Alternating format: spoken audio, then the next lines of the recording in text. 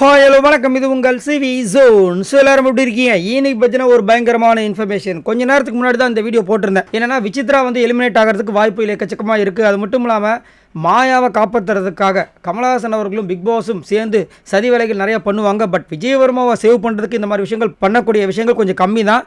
ஆனால் நடக்கிறதுக்கு வாய்ப்பு இருக்குது. ஏன்னா போன வாரம் அந்த மாதிரி தான் நடந்துச்சு. அதனால தான் ரவீனா வந்துட்டு மேலே இருந்தாலும் நிறைய ஓட்டு இருந்தாலும் அவங்க வெளியே போனாங்க அப்படின்னு சொன்னோம். நிறைய பேர் வந்துட்டு நடக்கக்கூடாதுன்னு வேண்டுறீங்க. பட் நடந்துருச்சு. என்னென்னா இந்த வீட்டை விட்டு விசித்ரா வெளியேறி விட்டார் அப்படின்ற மாதிரி ஒரு நியூஸஸ் வந்துருச்சு. ஸோ ஏன்னா இன்றைக்கி பார்த்தீங்கன்னா சீக்கிரமாக இந்த எபிசோடை வந்து ஷூட்டிங் முடிச்சுட்டு கமலஹாசன் அவர்கள் ஒரு பெரிய ப்ரோக்ராம், நம்மளுடைய தமிழ்நாட்டோட முதலமைச்சர் கலந்துக்கிற ஒரு ப்ரோக்ராமுக்கு வந்து நம்ம கமலஹாசன் அவர்களும் போகக்கூடிய சூழ்நிலை. கரெக்டாக ஒரு 3 மணிக்கு அவர் வந்து அங்கே இருக்கணும் போல இருக்குது. அதனால் சீக்கிரமாக வந்து எபிசோடை ஸ்டார்ட் பண்ணி முடிக்கிறதுக்காக ஆரம்பிச்சிட்டாங்க. அதில் வந்துட்டு அந்த ஷூட்டிங் முடிஞ்சிருச்சு போல இருக்குது. அதில் வந்து இந்த மாதிரி ஒரு நியூஸ் வந்துருச்சு. ஸோ இந்த வீட்டை விட்டு விசித்ரா தான் வெளியே போகிறாங்கன்ற ஒரு நியூஸ் கன்ஃபார்மாக வந்திருக்கு. அது மட்டும் இல்லாமல் நான் முதலேருந்தே சொல்லிட்டு இருந்த விஷயம் தான், ஒரு சூப்பரான ஒரு ஆப்பர்ச்சுனிட்டி நம்ம விசித்ரா கிடச்சிது. அதாவது அந்த ஆப்பர்ச்சுனிட்டியை வச்சு அவங்க இந்த பிக் பாஸ் சீசன் 7 டைட்டில் வினராக வந்திருக்கலாம். பட் அவங்களே வந்து அதை வந்து கொலாப்ஸ் பண்ணி அவங்களோட கேமை வந்து கெடுத்துக்கிட்டாங்கன்றது என்னோட கருத்து. ஏன்னா அவங்களுக்கு எப்போ வந்து மாசாக ஹியூஜான ஓட்ஸ் வர ஆரம்பிச்சது, மக்களோட சப்போர்ட்டு நம்மளோட சப்போர்ட்டும் வர ஆரம்பிச்சதுன்னா பிரதீப்புக்காக நியாயம் கேட்டு அந்த புள்ளிகாங்க வந்து எதிர்க்கும் போது சூப்பராக வந்துட்டு மாசா அவங்களுக்கு சப்போர்ட் வந்துச்சு. ஈவன் அர்ச்சனாவை விட விசித்ராக்கு தான் நிறைய சப்போர்ட் வந்துச்சு.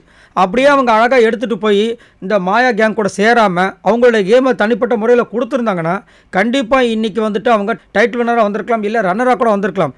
பட் நம்ம முதலேருந்தே சொன்ன விஷயங்கள் என்னென்னா 2 வாரம் இருந்துட்டு அதுக்கப்புறம் நான் அப்படி தான் பழகுவேன், மாயா கூட தான் இருப்பேன், மாயா என் மண்டையை கழுவுறதெல்லாம் கிடையாது, ஏன் எனக்கு ஒரு புத்தி இல்லையா இப்படின்னு பேசி கடைசியில் வந்துட்டு இப்படி மாயாவாலேயே வந்துட்டு அவங்க வந்து வெளியே போகிற விஷயங்கள் தான் வந்து ரொம்ப பரிதாபமாக இருக்குது.